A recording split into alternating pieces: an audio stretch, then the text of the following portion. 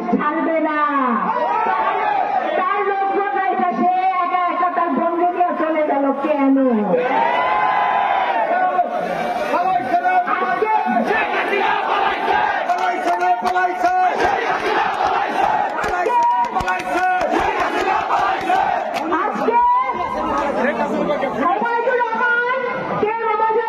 আপনাদের সাথে আপনাদের পাশে থেকে আপনাদের সুখে দুঃখে ছিলেন, আপনাদের সাথে রাজনীতি করেছেন, নগরকান্দার সামনের জন্য নিজের জানটাও দিয়ে দিচ্ছে। এই নগরকান্দার হিন্দু হিন্দু বৌদ্ধ খ্রিস্টান মুসলমান কারোর মধ্যে উনি ভেদাভেদ দেখে না। আজকে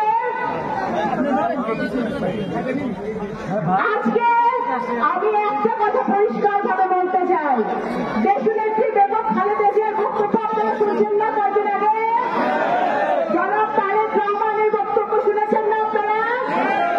তারেক রহমান সাহেবের কড়া নির্দেশ, বাংলাদেশ জাতীয়তাবাদী দল জনগণের দল, বাংলাদেশ জাতীয়তাবাদী দল বাংলাদেশের 17 কোটি মানুষের দল,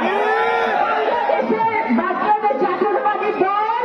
আমি সংখ্যালঘু শব্দটা ব্যবহার করতে চাই না, কারণ আমার হিন্দু বোনরা এখানে আছে, আমার ভাইরা আছে, আমার হিন্দু ভাইরা চাচারা আছে, তারা সংখ্যালঘু না, আমার মতো তারাও আরেকজন।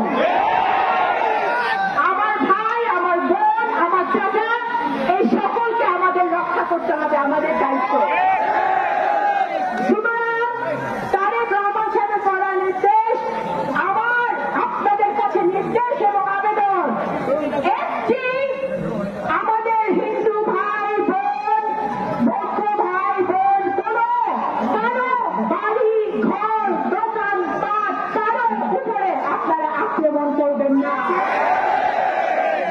তাহলে আমাদের মধ্যে, আমরা তো মানুষ নাকি, তাহলে আমাদের মধ্যে আর আওয়ামী লীগের মধ্যে কোনো পার্থক্য থাকবে? থাকবে না। আমরা জনগণের সেবা করি, বাংলাদেশ জাতীয়তাবাদী দল জনগণের সেবা করে। আমরা প্রত্যেকটি মানুষকে, মুসলমান হোক, হিন্দু হোক, বৌদ্ধ হোক, খ্রিস্টান হোক, যেই হোক, আমার নগরকান্দার মাটিতে কারো উপরে যেন এই সময় কোনো আঘাত না আসে, এটা আমার কড়া নির্দেশ। এবং যদি সে দলীয় কর্মী হয়, তাহলে দল তো অবশ্যই ব্যবস্থা নেবে।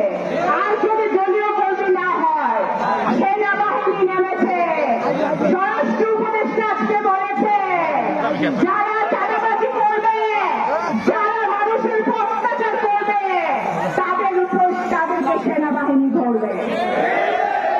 আর দলের নেতা কর্মীদেরকে আমি বলতে চাই, এত নাচার কোনো কারণ নাই, বিজয় এখনো আসে নাই। আমাদের বিজয় কখন আসবে? যখন এদেশের মাটিতে একটি নিরপেক্ষ নির্দলীয় সরকারের অধীনে নির্বাচন হবে, আমার সকল ভাই বোনরা ভোট দিতে পারবে, সেই ভোটে সরকার হবে, তখন আমাদের আসল বিজয় অর্জিত হবে। এখন যে সময় আমরা অতিবাহিত করছি, অত্যন্ত ক্রান্তিকাল সময়, অত্যন্ত সাবধানতার সাথে পা চলতে হবে। কোন আওয়ামী লীগের দালালকে বিএনপিতে ঢোকানো যাবে না। বিএনপির ভিতরে ভাবছি মারা আওয়ামী লীগের দালাল যারা আছে, তাদের থেকে সাবধান থাকতে হবে। তাদেরকে ঘর থেকে বের হতে দেওয়া যাবে না, সেটা আপনাদের বুঝতে হবে। আজকে নগরকান্দার সালতায়, আজকে ডিসি সাহেবের সাথে আমার মিটিং ছিল, এসপি সাহেবের সাথে কথা হয়েছে, তারা বলেছে যে নগরকান্দার সালতায় শান্ত আছে।